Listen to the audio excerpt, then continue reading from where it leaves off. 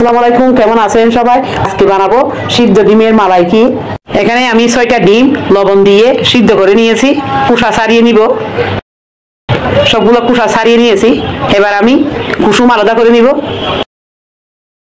এরকম করে সবগুলো ডিম কুসুম আলাদা করে নিব।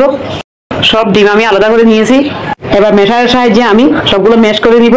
ম্যাশ করে আমি নিয়েছি, এরকমই হয়েছে। ম্যাশ করে নিয়েছি। এবার একটা পাত্রের মধ্যে 1 লিটার দুধকে আমি ঘন করে আধা লিটার করেছি। পাউডার দুধ দিয়ে দিচ্ছি 1 কাপ। দিয়ে দিচ্ছি অল্প পরিমাণ লবণ। দিয়ে দিচ্ছি 1 কাপ কনডেন্স মিল্ক।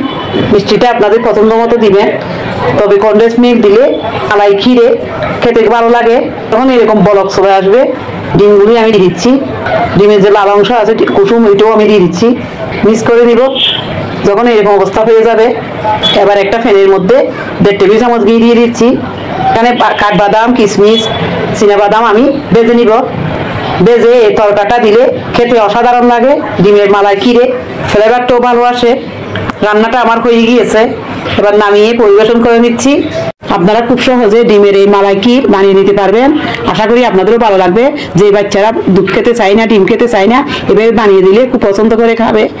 আমার এই ভিডিও ভালো লাগলে লাইক, শেয়ার, ফলো করবেন। ইউটিউব থেকে দেখলে সাবস্ক্রাইব করবেন। সবাই ভালো থাকবেন। আল্লাহ হাফেজ।